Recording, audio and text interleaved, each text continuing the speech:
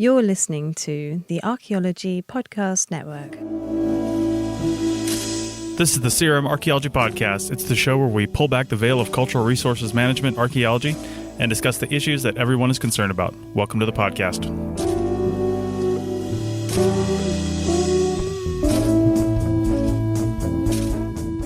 Hello and welcome to the CRM Archaeology Podcast, episode 124. That's 124 for December 6th, 2017. I'm your host, Chris Webster. On today's show, we talk about the Chacmool Conference in Canada, diversity in higher level college archaeology programs, and the importance of going to the right school. Or is it important at all? I don't know. Let's argue about it. So keep studying and stay in school because the CRM Archaeology Podcast starts right now.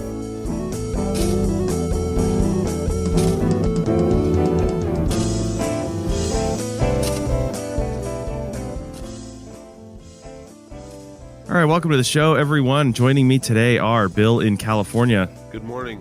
Stephen in Calgary. Hi. And Doug in Scotland. Hello.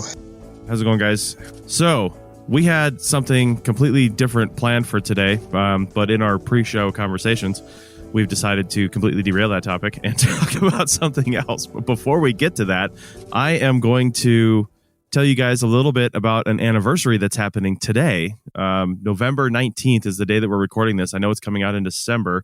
December 6th, I believe, is when you're listening to this, if it's on the day it released.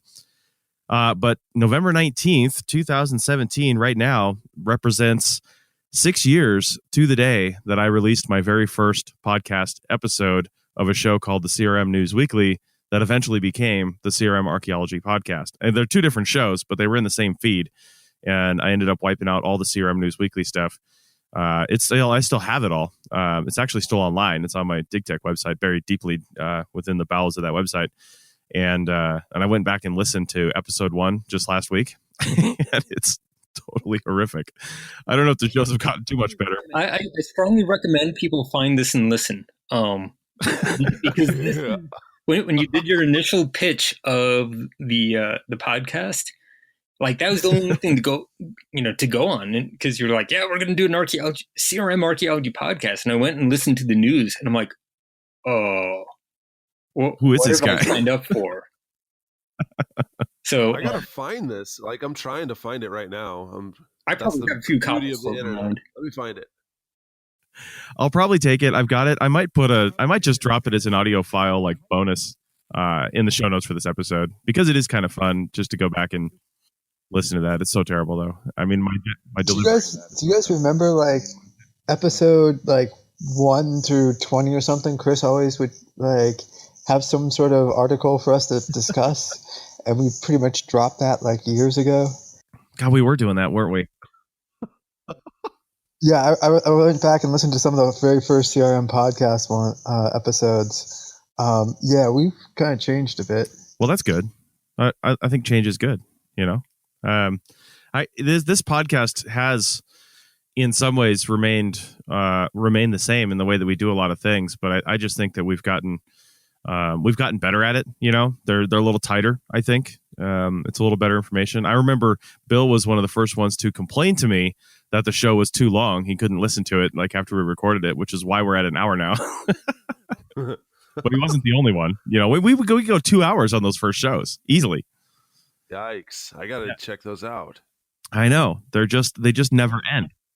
And I was just listening to another archaeology podcast, and they had an extra long episode and went like an hour and 45 minutes. I'm like, holy crap, this is long. Didn't we used to do this? And yeah. And it is. It's like it's really hard to actually make it through an entire episode just because you run out of time. Yeah, it's that makes it tough. I don't know. I don't know what to tell you. It's on the other hand, though, Hardcore History, those podcasts are like 3.5 hours, and I just listen, 20 minutes at a time, just rapt attention. Yeah. I don't know. I mean, I don't know how he does it. Well, you're talking about the Dan Carlin's Hardcore History? Yeah, Dan Carlin. Yeah. The reason is they put out like 2 episodes a year. So and they record throughout the whole time. I mean, he'll do these huge recording sessions. I actually talked to him at Podcast Movement a couple months ago, and he also did like this whole on stage thing where he talked about his whole process. And he's got like, it's mostly him, but he does have a research team now. And they put together these massive episodes, and they'll record a whole bunch of stuff, and sometimes they'll scrap it and they'll record a whole bunch more stuff, and then somebody else edits it together, and they end up with a 6-hour episode, but they only put out, 1 or 2 a year. So when you consider that, it becomes still impressive that it all kind of ties together. It's all one long topic that ties together. However, if I've got 6 months to put together a 6-hour episode, I think I could probably do that and make it make sense. Yeah, but also the topic is not like ours. I mean, he's not really talking about current stuff because he's talking about history, right? So Yeah. if you want to cover World War One, there's a lot of stuff out there, right? You can keep going a long, long time. The first Persian Empire, that's been a topic of intellectual debate for more than 100 years. Yeah. So there's whole anthologies and books. It would take you a long time to just go through it, and it's been dissected every which way, but loose. Except in our case, we're talking about something happened Tuesday, and then it's coming out 1 week later. There's not a lot on it. Yeah, that's true. I mean, yeah, they're very different shows. I actually have thought about doing for the APN. I'd really like to do eventually some kind of narrative, almost storytelling style show. But the work involved in those is just so incredibly high, and I don't want to do it unless we can really do it right. And it really would take a team. It would take a person to really kind of spearhead the whole thing and orchestrate it from a producer standpoint. But it would take a team to produce it. Just to collect the material and put it all together and then have different people listen to it. That's, I think, the key to some of those other podcasts.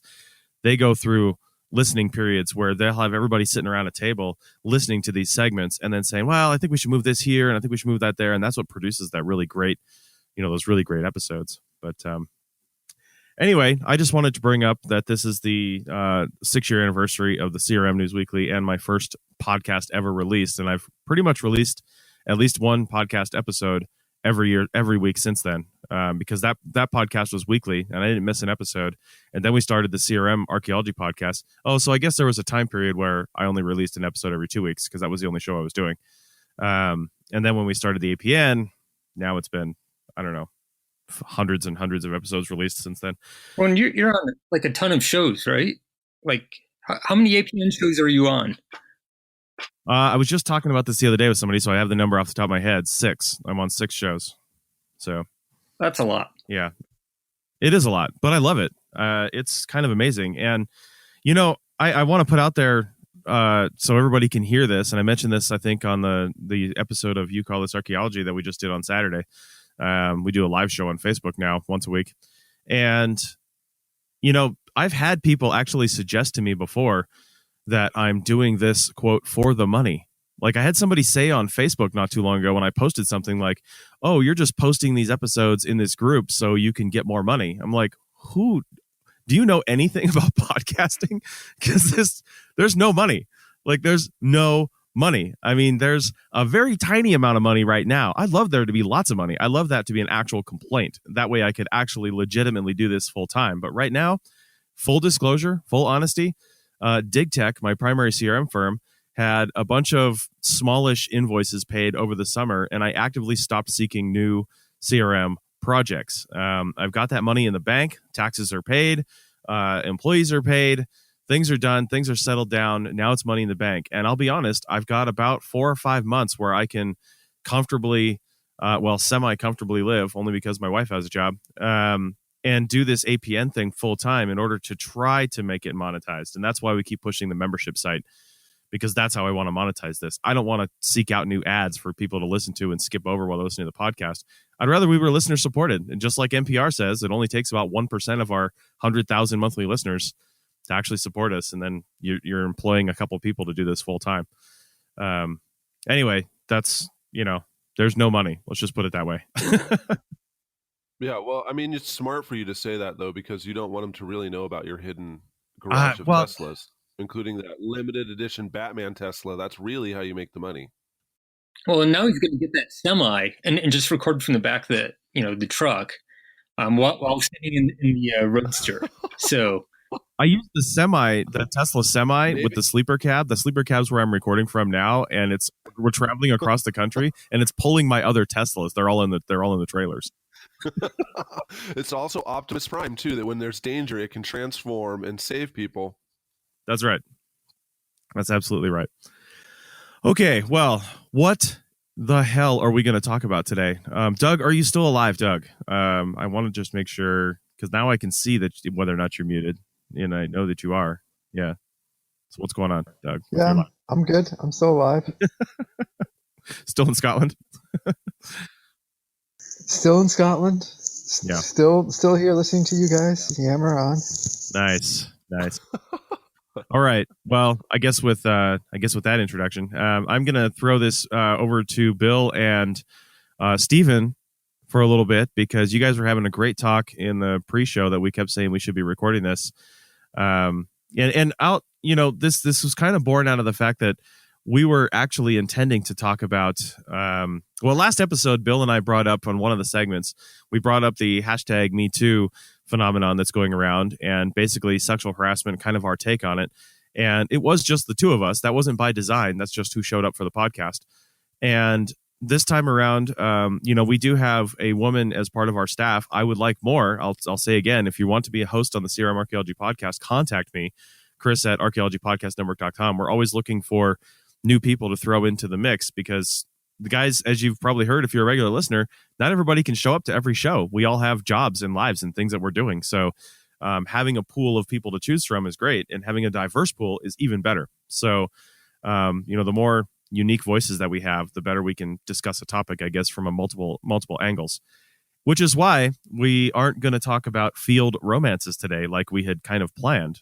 This was kind of an offshoot of that last discussion. And my intention was to discuss it from a standpoint of, we know that our dating pool is our coworkers, unlike some places where they say don't date people that you work with. But our dating pool, when we're in the field for the whole entire year, is our coworkers. If you want anything long term, it's got to be the people you work with, because they're the people you're traveling around the country with. That's how I met my wife, and actually another girlfriend before that. And but it was decided that we need to have a little more diverse crew and able to really talk about that and give it some, give it its due. So we're going to put that on the back burner. If you're interested in coming on the show and talking about that, let me know. Chris at archaeologypodcastnetwork.com one more time. And we'll go from there. So Steve and Bill, what are we going to talk about now? It's all, the ball's in your court. Chacmool, Steve, can you please tell us about it? Because I saw this all over my Twitter feed, and it looks like a really awesome conference, and that's what we started to talk about. But I didn't go, but you did, Stephen. So please tell us. Yes, and I mean, I went because it's local to me. I'm actually surprised you guys haven't heard of this. This is this year was Chacmool's 50th anniversary. It is, and if I understand this correctly, it is an undergraduate run conference that occurs every year. Usually they pick a theme, and then, some of the best and the brightest who have something to say about that theme show up and talk in a series of sessions. And then eventually they come out with the proceedings volume. And I've used past proceedings for various projects that I've been working on for a number of years. I mean, because obviously it's been putting those things out for 50 years, and I've been not doing archaeology for 50 years. So really? So basically this year was the 50th. It's put on by the University of Calgary. And because it was the 50th, they kind of pulled out as many stops as they could, and they actually put out a very good conference. And there were a lot of really excellent sessions. Is there a theme behind the conference, and what does the word Chacmool even mean? The theme this year was basically kind of a celebration of the 50th. Okay. A lot of the stuff was, there were quite a few sessions that were like, kind of retrospectives of, the past 50 years. How is archaeology and Chacmool and all this stuff changed over the years? And some of the sessions were actually more predictive, where it's like, here's where we're going to be in 50 years. Here's looking ahead, what are the future things? What do we need to think about for the next 50 years? And those kind of were the most interesting ones. And then there were some, like, there's often a CRM session done by the local consultants, and it almost always completely ignores whatever the theme is, because they're CRM archaeologists and they just want to talk about the cool find that they had this year. As far as what Chacmool is, it is a Maya thing, and I'm not a Mayanist, so I'm probably not the best person to answer that. Bill, do you know? Yeah, I don't know what it is, but all I saw is from afar. First of all, that something cool was happening in Canada in November, and I was like, doesn't the whole country just shut down when it gets cold? But that's the perspective you get if you lived in Arizona. Yeah. And the thermometer ever gets below 40, you're like, the whole world's over. There's nothing happening. This isn't cold yet. It's just beginning. This is just the beginning. Pretty much. Yeah, no. So I saw stuff on Chacmool, and I know that my old advisor went up because she's done several projects, not just in the Blackfeet country, but also at Head Smashed In, and she's doing several other things. And some of my other friends, people I knew, went there. So it was not just on Twitter, it was also on my other social media, and it was people I knew, and I don't think they had ever gone before. So I just wanted to know more about it. But also I saw a lot of stuff about indigenous, maybe I don't know if you saw them, but some presentations about the way archaeology has been handled so far, and some indigenous people asserting their opinion.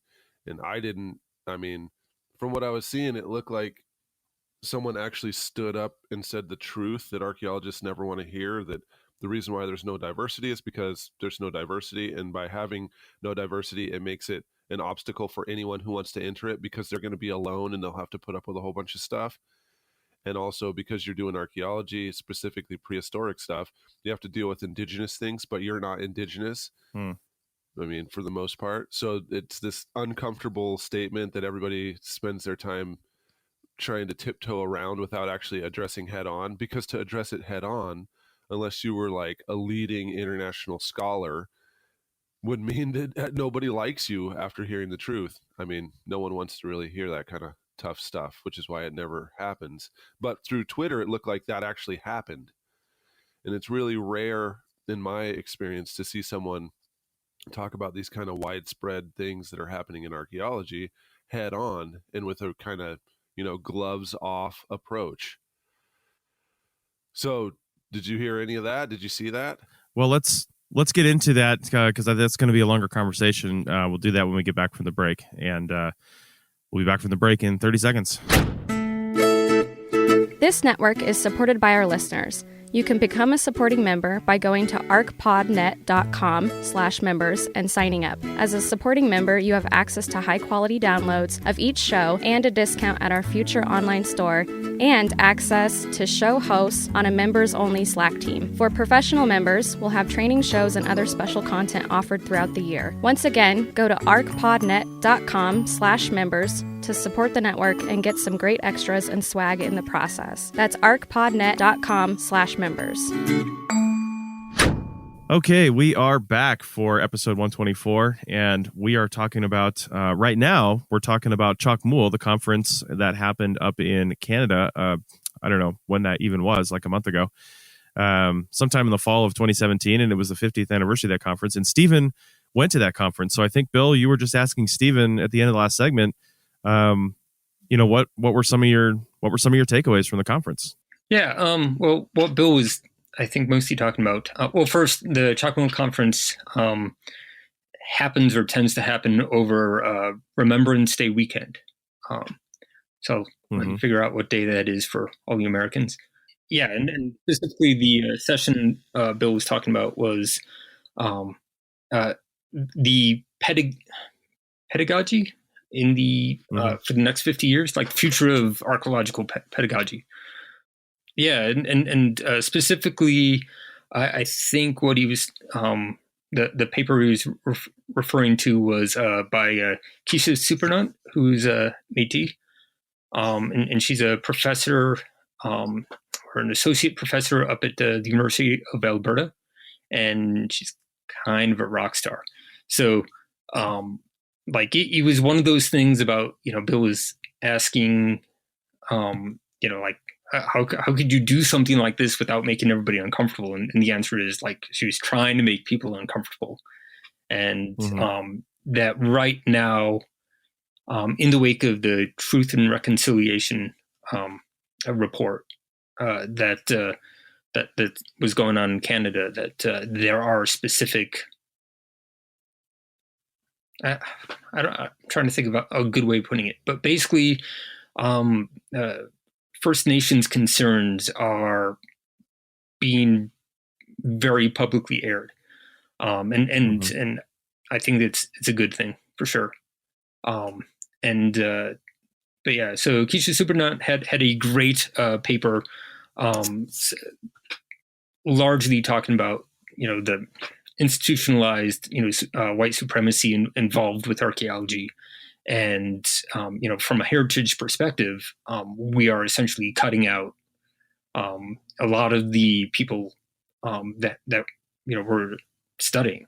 That you're dealing with thousands of years of First Nations history, and there is a stunning lack of First Nations involvement. But it also includes other minority groups, right? So. And we've had like the Bill, what's it called? The Council of Black Archaeologists, is that right? Society of Black Archaeologists. Society, yeah.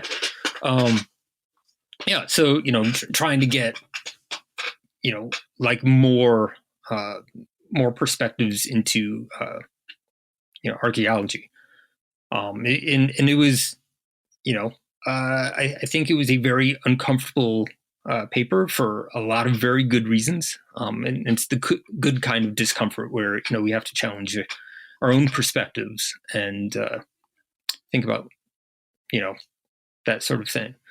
I would like to get her on the show at some point if we could. I've tweeted at her, and if we could, that would be absolutely awesome. To talk more about that. That session though, I mean, hers was like, she might have even been the last one of the session, but it was kind of like, a really good mic drop sort of talk. But, there are other really interesting papers from a wide variety of perspectives. So, and I don't have the program in front of me, but so I'm going to forget people's names. Someone from Simon Fraser University was talking about they have a heritage resource management master's program that is aimed at professionals. And I can't remember if we've discussed that before on the show, but it was really interesting because they were bringing up basically how they structure it as archaeology is a business. So they had to present this program from a business-like perspective, and it was funny because they were kind of presenting from a point of like and since business is a strongly neoliberal sort of entity, that we have to present ourselves as a neoliberal entity, and it is kind of like haha, we're pretending to be neoliberals, but we're not really being neoliberals, which I don't think works at all. And then like there was another person who I think was at McMaster's, and she was talking about basically the other side of things, about how hard it is to get a job, and how hard it is to incorporate that how do you do pedagogy if you can't get a job, right? And so there was a lot of really different perspectives that kind of they didn't really feed off each other because they were, very different topics and very different perspectives, but they kind of fed off of each other and bounced around, and it was like a really good thing. And Bill's in the chat, and you can talk, Bill. I mean, yeah, it's turned off because my family was having an altercation in the background. Oh, that's gay. Yeah. So, and as Bill pointed out in the background, Adrian Pretzelis was also in that same session talking about teaching theory and the importance of theory, and so there were a lot of really good papers there, and of the sessions that I saw, and I mean mostly I went to that, and then I ended up doing all the research in Western Canada and then the local CRM stuff. So Stephen, yeah, how many days was it? It's 4. Okay, it sounds like it was pretty stacked. Was it as stacked every day, like you were just describing that sessions that you were attending, where it was just back to back awesome talk about CRM and then indigenous perspectives and the future of archaeology, or was it more like the bigger conferences where it's 4 days, but everything is so scattered all over the place, there's no way for you to be able to see all of the stuff? So you end up just, Well, I mean, there are a couple of concurrent sessions. I think there were at the most 3 concurrent sessions. So yeah, I mean, you can't possibly see everything, but that's not too unusual. Can we back up real quick? Because you brought up a lot of stuff, Stephen, and I want to talk about some of it before we get too deep into this. First off, in the show notes, I'll have CRM Art Podcast episode 114. That's where we talked to Simon Fraser University. That was a really good episode.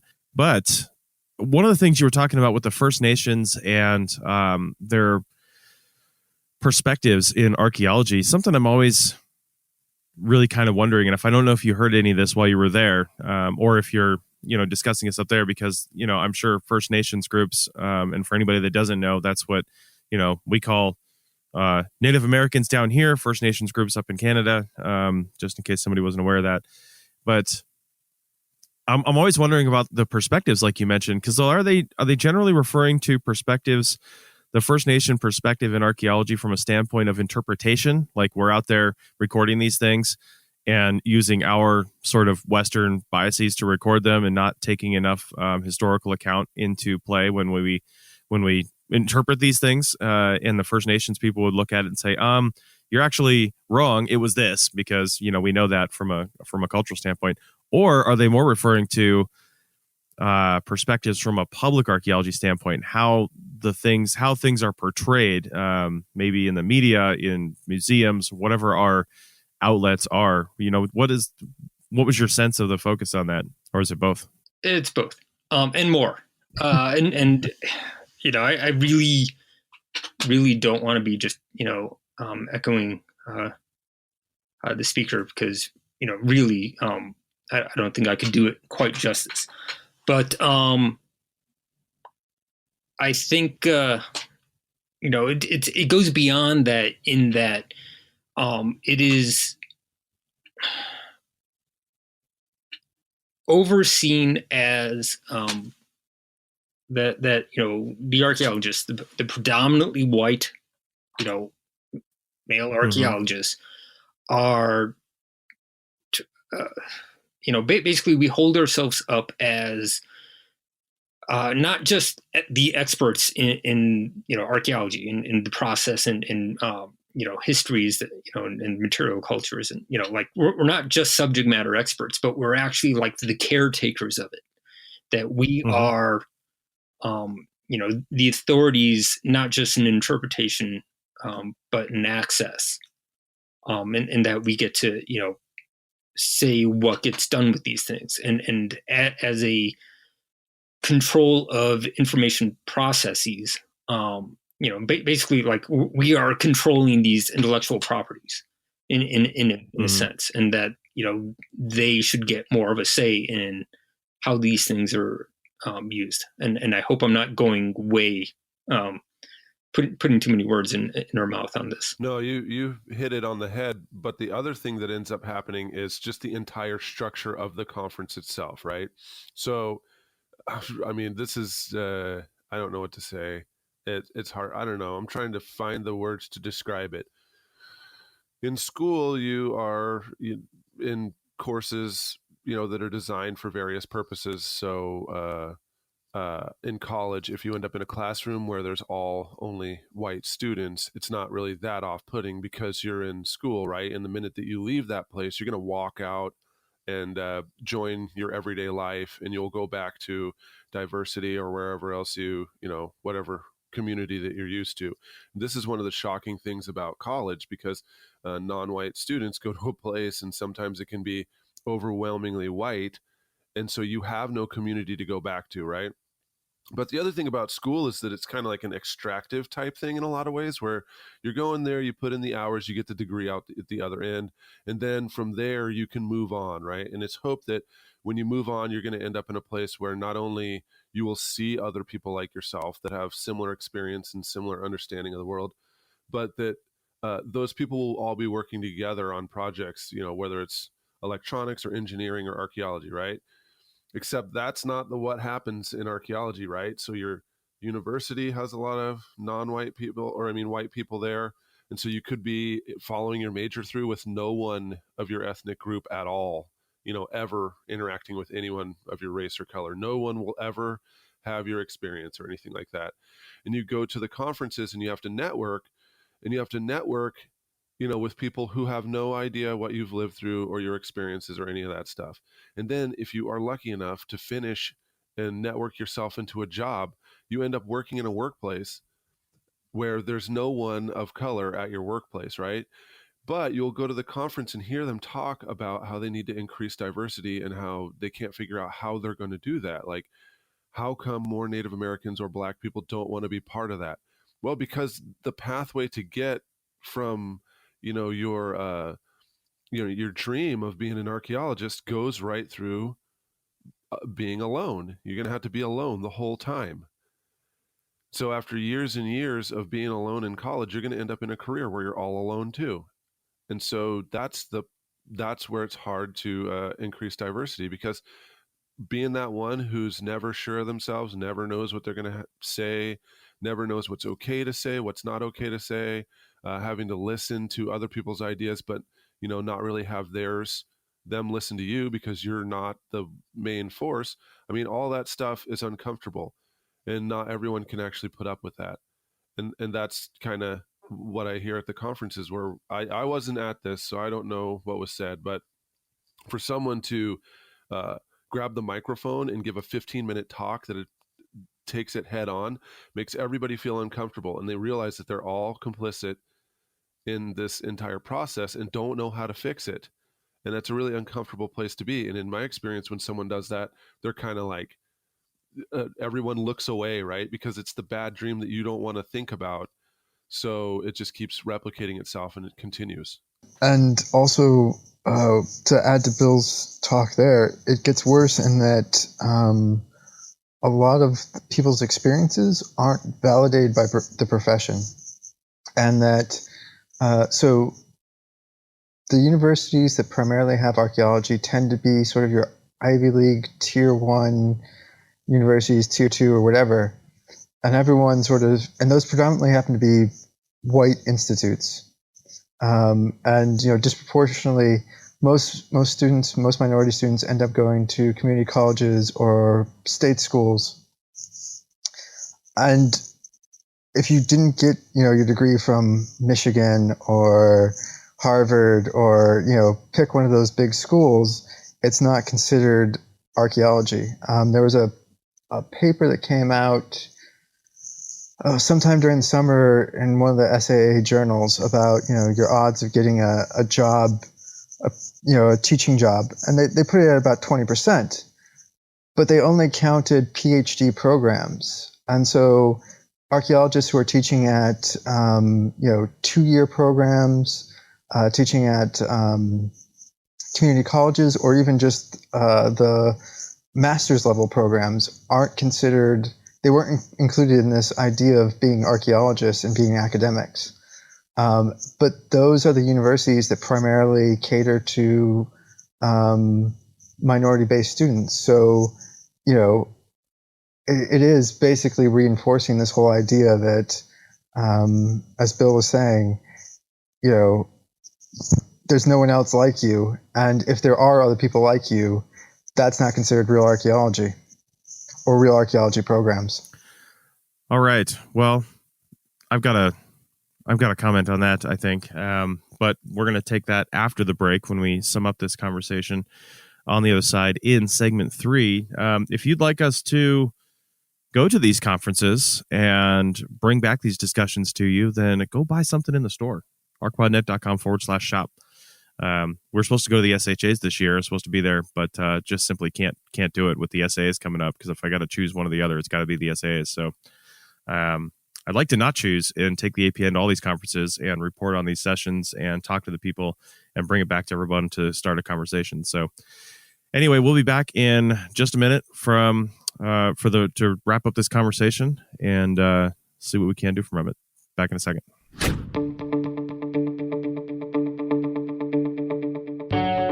Hey, podcast listeners. Do you find yourself wondering what the latest tablet or smartphone could do for your business? Wonder what GPS to pair with your device? Just trying to figure out how to go digital in the field without breaking the bank and or making a bad investment? Or did you find a technology company to work with but just aren't sure the questions you need to ask during the initial conversation? Well, you're not alone.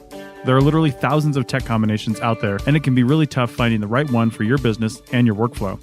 My name is Chris Webster, and I've been working in CRM since 2005, and I've been a tech enthusiast my entire life. I spend my time trying to figure out how to make archaeology more efficient both technologically and financially. No one is going to give you a big pile of money to do whatever you want with, so you have to make the most of what you have. The right gear can mean the difference between zero margins on that next project and an employee benefits package. That's where DigTech Concierge comes in. Let us be your technology guru. Whether you have just a few questions or want us on retainer 24 hours a day, 365 days a year, we're here to help. With years of experience, tens of thousands of acres of survey done completely digitally, and many, many people trained, DigTech is your tech BFF, just waiting to guide you through this process now and through the inevitable changes to come. Should you hold on to those tablets or upgrade? What about the new operating system? Will it crash your apps, or can you go ahead and do it? We know the answers and can guide you to a profitable year. Go to www.digtech-llc.com/tech-concierge to book a consultation or book us for the year. The yearly retainer includes unlimited calls and support and company training on software and gear. That's digtech-llc.com/tech-concierge. And concierge is CONCIERGE. To get going and go digital today. Call us before you make any decisions. We've been there before. We are back for the final segment of episode 124, and we're currently talking about, we're kind of talking about what Doug was talking about right here at the end here, just diversity and Doug, you were talking about archaeology programs and at universities and how they're, typically archaeology programs are predominantly, I guess, white, affluent universities. I'm not sure, man, I'm just not so sure about that statement, because it seems like just about all universities have now. All universities in general, like you were saying, might just be white, affluent universities. And then, you come down to the community college level, and they don't typically have an anthropology program. Although can I clarify a bit on that, Chris? Yes, please. Yeah, please do. So the PhD programs. So there's about 90 some PhD programs, and those tend to be at the richer, more less minority sort of admissions to those universities. So that's the PhD. Right. And I probably didn't make that clear, is there's actually a ton of programs. So that's only, I think you can get about 400 some programs in the United States that do archaeology. And so only about 90 of them do PhD, and they have to be there. But, 3/4 of what people do for archaeology are going to be at universities that only have a master's level. And those tend to be at quote unquote the lower tier universities. I actually think I have a huge problem with rankings, but that's a whole different podcast. But yeah, majority of people in archaeology probably are going to one of these other universities. And there's actually quite a few, community colleges that have programs where you can do archaeology, or, it doesn't necessarily have to be a full program, but you can do courses and stuff like that. So yeah, that's the part I'd like to get across, is it's the big dog PhD programs. I believe Bill has a blog post on it.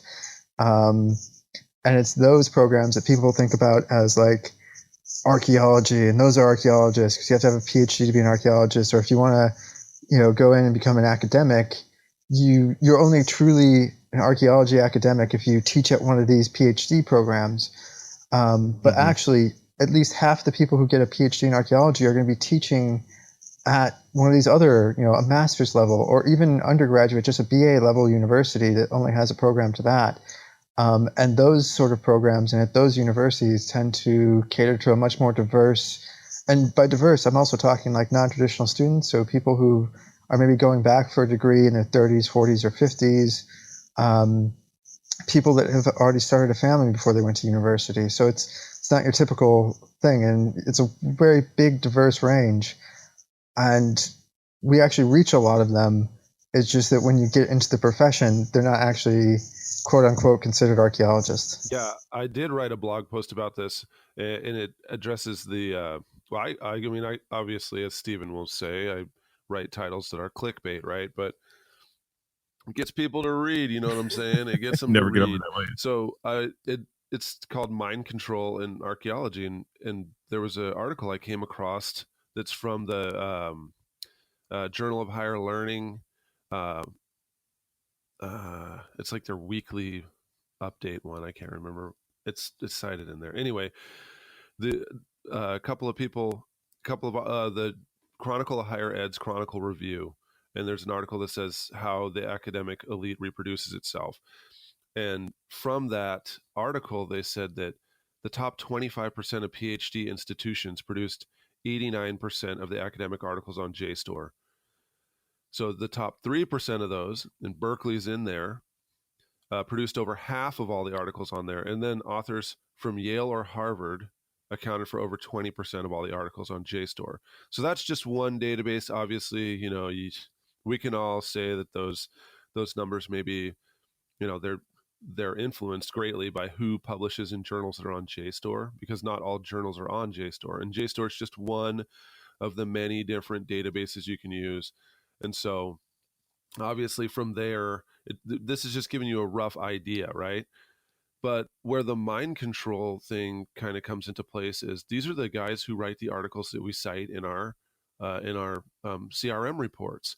So I was wondering, well, does this matter for archaeology? And so I went to a rankings website and saw the top 10 programs, and you can see the top 10 on the blog post. But then I went and looked at the Michael Smith at Publishing Archaeology, his blog a few years ago, almost 10 years ago, actually. He made a list of the 10 most cited archaeology articles as of 2008. And then I just looked through the authors. I think he actually published 20 articles or something like that, or 14, but I only used 10 in mine. But I looked to see where those authors went to school, if they had some connection to the top 10 archaeology schools in the world, and they did. 70% of these people either worked for or graduated from one of the top 10 institutions, or they worked for or graduated from one that's in the top 25, right? So there was some universities that maybe weren't in the top 10, but ones like Arizona that, Michael Schiffer, he's there for a long time. And so we end up citing those articles. So the idea was that if you just like Doug was just telling us, if you didn't go to one of those schools, it's hard for you to get a job at one of those schools. And if you get a job at one of those schools, you have a lot of pressure to publish. And because you went to one of those schools, they're going to publish what you write, which means that you then end up being cited in CRM reports and also by other archaeologists. So the cycle kind of continues. But what's not happening is the introduction of information that's coming from CRM, because professors are reading the same peer-reviewed journal articles and the same books that are coming out of academic presses, but they're not really reading CRM reports. However, the CRMers are reading their stuff. So there's flow coming from these universities into CRM, but it's not going the same way back to university scholars who actually, in all fairness, could really use this information because they're writing about their 1 or 2 sites that they have access to, or the 7 or 8 sites that have been reported by someone from Arizona or Berkeley or something like that. But they actually don't know the full breadth of all the sites of that type that are coming out of CRM. It's a pretty interesting situation, but Doug hit it on the head. If you're not part of one of those institutions, you're not necessarily considered a real archaeologist, or at least an archaeologist that's important enough to be listened to. And I do think that's a real problem. The funny thing is, to me, that, you know, we have these conversations about, and you hear this stuff actually kind of all the time. I mean, that, like, the thing that kicked this all off was an entire conference where, you know, one of Stephen's big takeaways was talking about this diversity problem. And yet we're saying you're not going to get cited. You're not going to be seen as a real archaeologist. Who is the ones that are actually doing that, Bill? Like, who's looking at this guy and saying, oh, well, that was kind of a good paper, but he didn't go to this school. He went to, you know, the Truckee Meadows Community College in Reno. What the hell am I going to cite him for? He must not know anything. Who's doing that? Who's actually doing that? That's the thing. I don't really think that legitimate scholars who are interested in furthering information are doing that, right? So if you were to come to someone and say, hey, in the neighborhood right over there, this company did a 5-year data recovery, or a 5-month data recovery, and they found all this whole African-American city there, and you're writing about African-Americans that are in this local area, maybe you should look at this information. I can almost guarantee you if that person found out about this and they didn't know about it, you know, something that happened in the 80s or the 90s or something like that, and they get this massive CRM report, they're going to be like, holy cow, there's all this information. And then if they actually are interested in that kind of archaeology, if they're interested in reporting an actual data or information that came from someone, they'll probably ask for the data set, right? But they're never going to know that that happened unless a CRMer that's actually been there, because they're not going to start their research for their next book at the SHPO. You know, most people are not going to start there. They're going to start on JSTOR in some major university library somewhere. They might go to like an archives or a special collections at some library, or, you know, an archive somewhere, a state facility, but they're probably not going to go to the SHPO, and they're probably not going to try to find all the CRMers nearby and say, hey, do you know anything about, you know, African-American villages at this time and place, and do kind of a, you know, interviewing session with a bunch of people to find and see if anything's there. So I think that real scholars will accept information that comes from CRM and try to incorporate it into their work because they want to be cited, right? They want to be the authorities of knowledge. Mm-hmm. But that doesn't necessarily happen. So if they see something coming from Truckee Community College and it's actually really insightful with a lot of information and stuff, they might want to look more. They're probably not going to thumb their nose at, oh, well, she didn't go to Harvard, so there's no way I can cite her. Right. Doug, do you still disagree? Yeah, because I'll say I disagree from my personal experience, so I don't know how widespread this is. But there are a lot of prejudices in archaeology surrounding where you went to school, and that could even just be in CRM. So I know certain states, if you didn't go to the local university because that university did, you know, so I can see the legitimate argument there that university does local archaeology, and so it's the best. But I mean, you go to certain states, and if you don't have the right degree from the right university, no one will hire you above a field tech level. And then like at academic level, yeah, I've had lots of conversations where certain universities won't take on grad students unless they're from other certain universities. And I've had conversations with academic and university people who will be like, oh, they're from so-and-so, I don't need to listen to them. They're basically working at a lower tier university.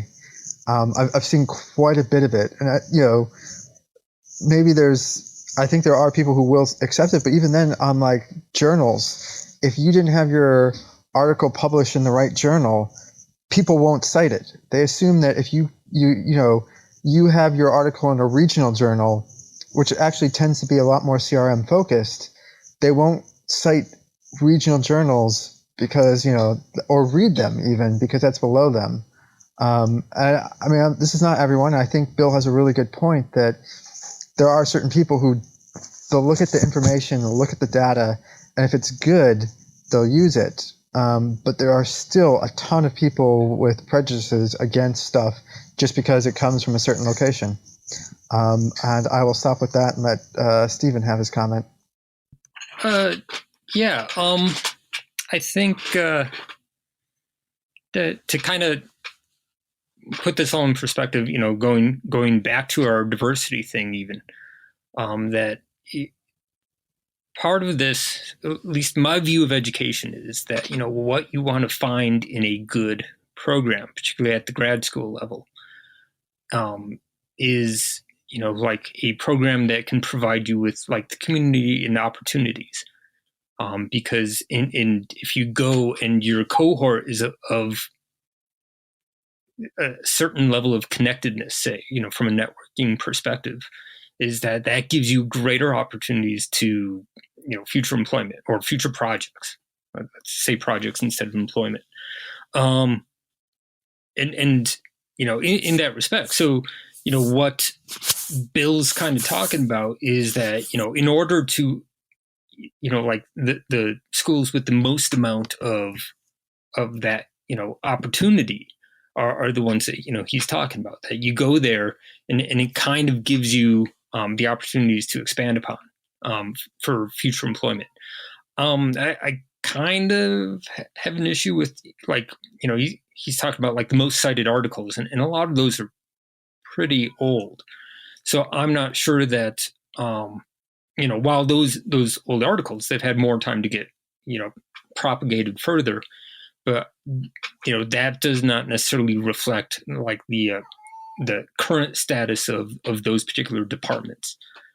But this kind of ties in with the whole, diversity thing that we were talking about, at the beginning, because if you're not part of those groups, or even if you go to those programs, but you view yourself as an outsider, or you are regarded as an outsider because, you're not a very, you're not a white guy or something like that, then, that becomes a problem, right? Is that you are essentially being cut off from those networking opportunities that you need to succeed in the future. And so it's kind of a double whammy of, getting to those programs, getting those opportunities, and then on top of it, having your minority opinion, out there, like that. There's a lot of challenges there. So, Stephen, just as we're wrapping up here, I think just kind of bouncing off of what you said a little bit. I honestly think that this is kind of a problem that is slowly but surely fixing itself, and quite frankly, I think it stems from originally from school pride and sports and things like that. People, whether they are consciously doing it or not, even though as archaeologists and people in the anthropology program, we tend to sometimes thumb our noses at the sports fans out there and I don't care about the team doing this. But however, you still have pride in your school occasionally. And you if you've got two people standing in front of you and you're going to hire one of them, and one of them went to your school and one of them didn't, and they're both equal in all over circumstances, unconscious decision making might come into play, and you might accept the person that went to the school you went to for no good reason. But we're starting to devalue college a lot more in this day and age, just as a society. We're still out there getting degrees and college attendance is still up, but I feel like we're starting to at least maybe in local circles or smaller circles, we're starting to not put as much emphasis on that just as a society, it seems to me.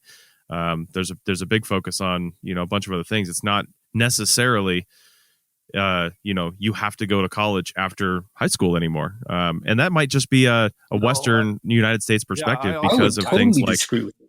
Yeah, I disagree with. Well, that's because you're in Canada because and you were in Wisconsin. I'm going to disagree 100%. God, you guys aren't. But you guys aren't listening to hold on, I'm not just talking about archaeology here. I'm talking about in general. I mean, the focus in the Silicon Valley area, Bill, just south of you, and Reno here where I'm at, Reno's trying to set themselves up as the new Silicon Valley because they brought in Tesla and they're bringing in all these other things over here that are technology focused. None of these companies are requiring degrees to work for them. And they're actually focusing on that fact. They're saying, we want people with experience doing this and that can work from home and can do these other things. And also, that's kind of where the world is going. Of course, archaeology is going to be 20 years behind that. That's the exception, Chris. That is the exception. They're going to ask for a bachelor's from that person, even though that job doesn't require that. I mean, what about the manager of a regional distribution company or something like that? They're going to want someone who has an MBA, right? The degree still has the prestige. Maybe in tech it's a little bit different. Maybe in construction. No, actually, it's not different in construction either. Yeah. It's pretty much just tech. Chris, all the data. I mean, basically, the people who have the highest unemployment rates are people without degrees. More people are getting degrees now than at any point in history. You're pushing almost 50% of kids coming out of high school getting degrees or going to some sort of university at least and attempting it. Yeah, like Silicon Valley is like the exception where they're looking for other things, but for almost, I'd say, very few other professions does that apply to. Almost everywhere else, the degree matters more now than it did 10, 20, 30 years ago. It's why you have degree inflation, more people with PhDs and masters than at any point. It's because a high school or a bachelor's means nothing now. All right, so this discussion actually went probably another 10 or 15 minutes. I just had to cut it off because we keep these to an hour just to keep our contract with our listeners.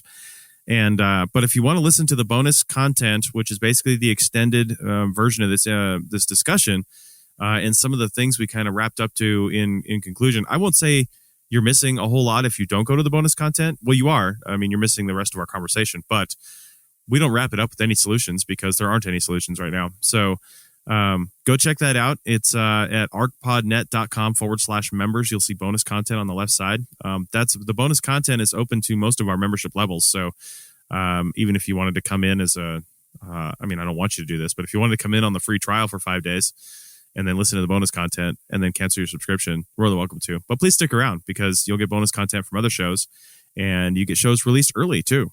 So as soon as these are edited and tested and verified, they get put into the basically the high quality download section for premium content members. So they get to hear them as soon as they're ready, not on the release schedule. So keep that in mind. All right. Thanks a lot. I think that's enough for this episode. Let's go ahead and call this, and we'll see if we can't get some more people on next time to maybe bring back the whole "how do you date in the field without being a jackass" conversation. But we need some solid women volunteers, I think, to bring in that conversation, to bring it full circle, and to have all sides of the equation here. So if you want to come in as a guest or you want to come in as a co-host, we can try you out as a guest if you want, a guest co-host. And then come on in, and this is open to men and women. I mean, we'll build up the pool, and you're not committed to every 2 weeks, although more is better than less. You would be committed to, our different management stuff like Slack. We use Slack as our sort of conversation starter so we can discuss the episodes and get them rolling. But aside from that, you just need to be available and have opinions and be willing to express them on the internet where everyone can hear you. So, anyway, that's it.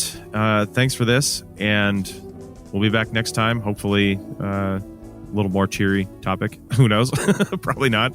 But we'll be back next time with the CRM Archaeology Podcast.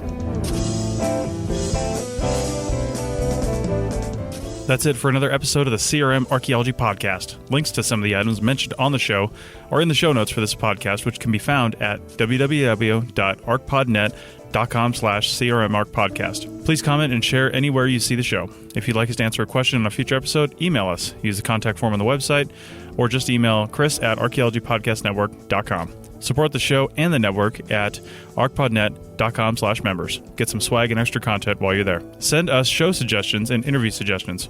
We want this to be a resource for field technicians everywhere, and we want to know what you want to know about. Thanks to everyone for joining me this week. Thanks also to the listeners for tuning in, and we'll see you in the field.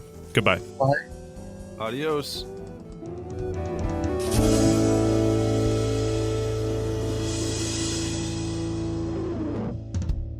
Goodbye. I always have to mute mine to stop laughing so that you don't hear me laughing. This show is produced by Chris Webster and Tristan Boyle, and was edited by Chris Webster.